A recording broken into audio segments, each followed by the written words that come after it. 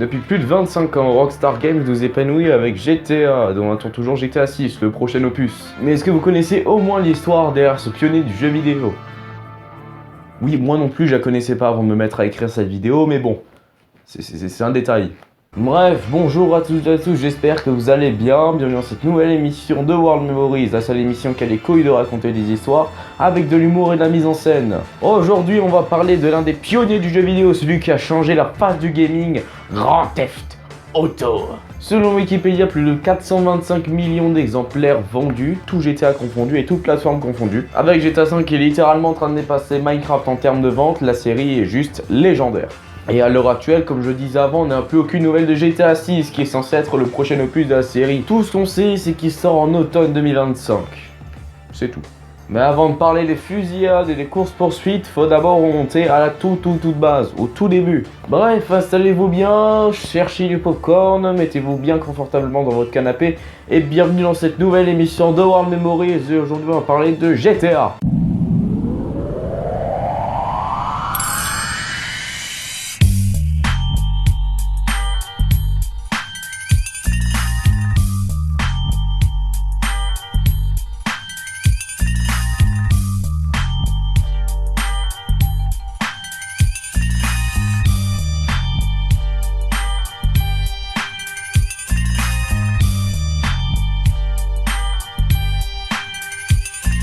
Alors déjà avant toute chose, faut remonter en 1988, en Écosse, à Dundee. Dave Jones, un jeune développeur passionné par la technologie, fonde DMA Design. À la base, il bidouillait juste des tout petits trucs pour la Amiga et l'Atari ST. Mais en 1991, la société change, avec un jeu culte, Lemmings. Le principe est simple mais génial, guider des petites créatures vers la sortie. En gros, échapper à la mort.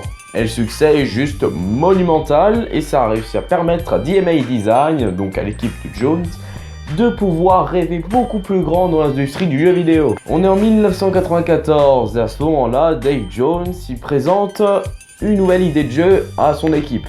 En gros, c'est simple, t'incarnes un policier, tu dois arrêter les gens de la façon la plus réaliste possible. Ça devait s'appeler Race and Chase. Et c'est à ce moment-là qu'intervient quelqu'un d'autre.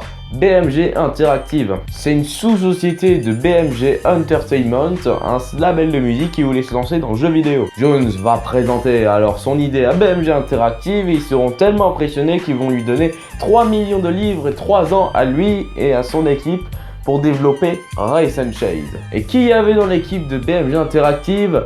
Sam Houser, l'un des deux frères Houser qui a créé GTA.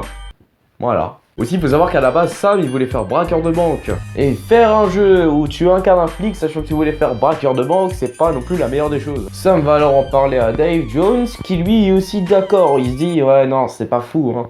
C'est pas fou incarner un policier, c'est mieux d'incarner un criminel. Du coup, ils sont décidés de changer la formule. Du coup, de modifier Race and Chase pour qu'à la place que tu incarnes un policier, tu incarnes un criminel. Sam bosse alors avec DMA Design et propose plein d'idées pour que le jeu soit plus provocateur, plus sale et plus libre. Et grâce à lui, le 28 novembre 1997, DMA Design, en collaboration avec BMG Interactive, sort Grand Theft Auto 1. On est encore au premier à ce moment-là.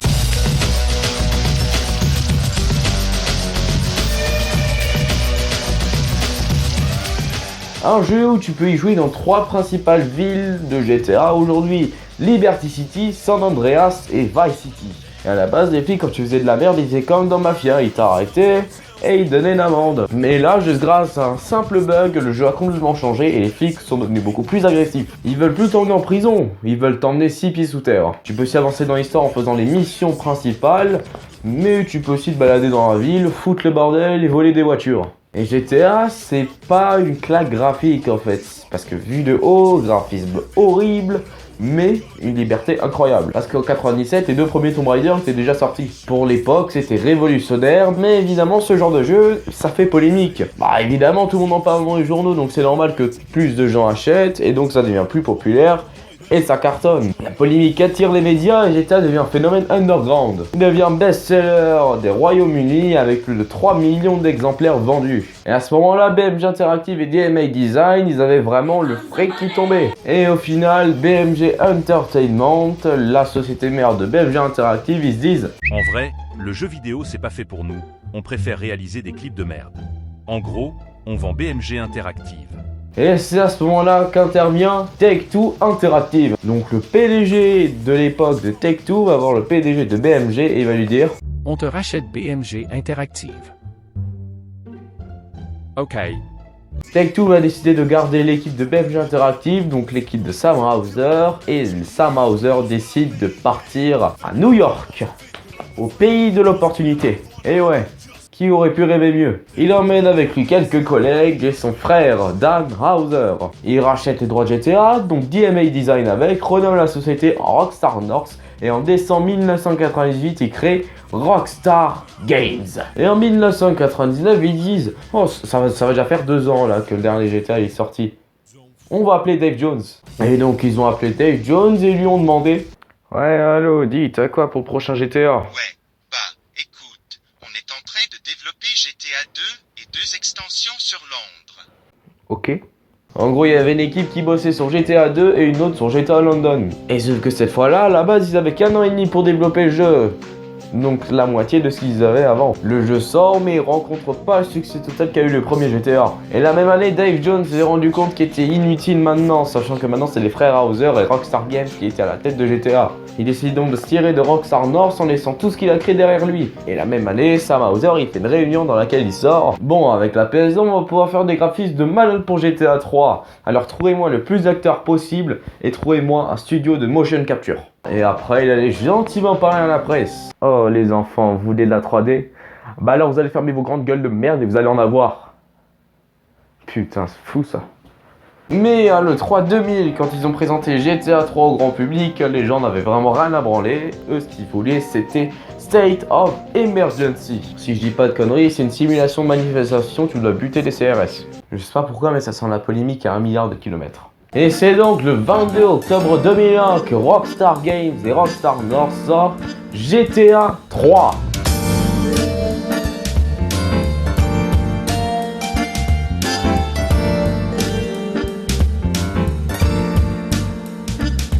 Et ce jeu, il y a eu une tonne 5 de polémique. Et en plus, un peu plus d'1 mois avant, à quelques minutes du studio de Rockstar Games, il y a eu l'attentat du 11 septembre. Et voir un jeu qui représente la violence, sachant qu'il y a eu le plus gros drame des US un mois plus tôt, ça fait énormément polémique. Vous voyez leur attitude de la WWE, enfin la WWF à l'époque. Dans le documentaire sur Vince McMahon dispo sur Netflix, Dave Meltzer a déclaré que entre GTA 3 et leur attitude, il n'y avait aucune différence. Peut-être les frères Hauser regardaient du catch, ça j'en ai aucune idée. Et une seule personne va être l'un des plus grands rivaux de Rockstar Games et de GTA principalement pendant plusieurs années, Jack Thompson. Alors lui, il voulait absolument que Rockstar Games y fasse faillite et ne fasse plus jamais de GTA. Quand tu fais un truc et que ça fonctionne, techniquement tu continues à le faire. Il allait exprès à Walmart pour acheter un GTA, pour après attaquer Rockstar en justice et pointer leur jaquette comme ça. Vous voyez ça? Ça c'est la violence. Thompson va être l'ennemi numéro 1 de Rockstar Games pendant plusieurs années. Et ça va tellement casser les couilles à Rockstar Games que quand ils vont sortir GTA 4, ils vont se dire on va faire une mission, on va buter un avocat. Donc en gros, dans GTA 4, c'est l'émission où Nico il doit buter un avocat, sauf que cet avocat-là, il ressemble à Jack Thompson. Et Jack Thompson, ça va pas du tout lui plaire, donc il va attaquer de nouveau Rockstar Games en justice et il va leur demander de retirer cette mission du jeu. Je tiens juste à préciser, mais cette mission n'a jamais été retirée du jeu. Jamais. Et ça l'est tellement moins qu'apparemment, Thompson aurait envoyé une lettre à la daronne du patron de Take-Two pour lui dire qu'elle avait mal élevé son gamin. Et en 2005, alors que GTA San Andreas venait de sortir, il y a un modeur inconnu qui a trouvé un mode pour GTA San Andreas. Le mode Hot Coffee. Même si Take-Two et Rockstar ont fait de leur mieux pour pas que ça se propage, c'est quand même monté jusqu'au gouvernement américain. Ça a vraiment été le scandale de l'année. À ce moment-là, on est en 2002 et Rockstar ils disent faut qu'on sorte la suite de GTA 3. Et c'est donc le 29 octobre 2002 que Rockstar Studios sort GTA Vice City.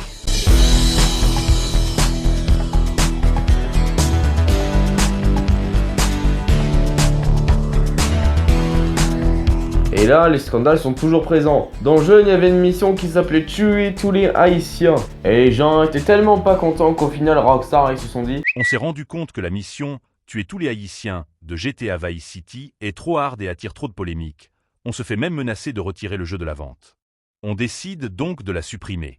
nous nous excusons encore pour cette mission trop violente. Bref, Vice City cartonne de nouveau et en 2004, Rockstar Games et Rockstar North sortent un jeu tellement légendaire que tout le monde connaît.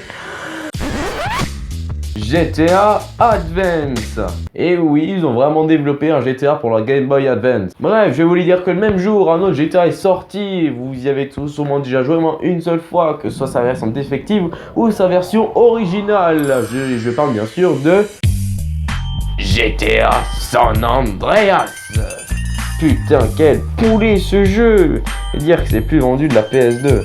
Bon, après, il y a eu les GTA sur PSP, donc Vice City et Liberty City Stories. Et en 2005, Rockstar, ils se disent ouais, ça nous fait quand même un peu chier qu'on développe nos jeux sur un moteur qui n'est même pas le nôtre. Car oui, à cette époque-là, ils développaient avec le Render Wave, qui appartient à Criterion, qui ont fait les excellents Need for Speed Most Wanted et Haute Poursuite. Ils ont créé alors le Rage, le Rockstar Advanced Game Engine. Et mon anglais est excellent. Et il commence donc à développer l'un des meilleurs jeux de tous les temps, qui est personnellement mon jeu et mon GTA préféré. Mesdames et messieurs, veuillez faire un tonnerre d'applaudissements pour Grand Theft Auto 4. Le meilleur en termes d'histoire.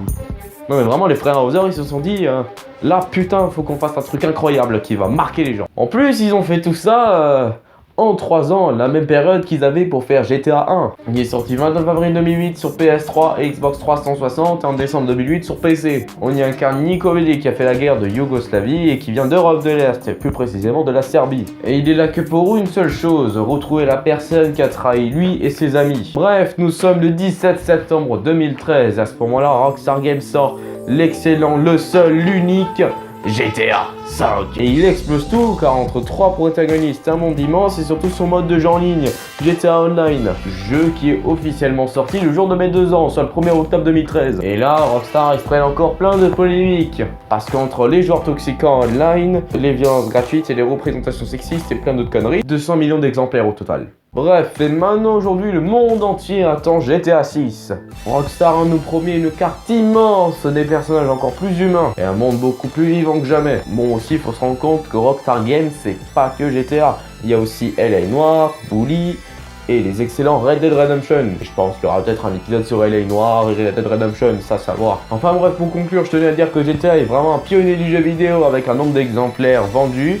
C'est un nombre tout à fait impensable. Et voilà, c'est comme ça que se termine le premier épisode de cette nouvelle émission en espérant que cet épisode vous a plu. N'hésitez pas à nous recommander des histoires que je pourrais raconter dans les commentaires de la vidéo, que ce soit le cinéma, le jeu vidéo ou même internet. Je me ferai un plaisir de faire un épisode dessus. Et puis n'oubliez pas de vous abonner à la chaîne YouTube et de liker la vidéo. Sur ce, je vous laisse. À très vite. Au revoir.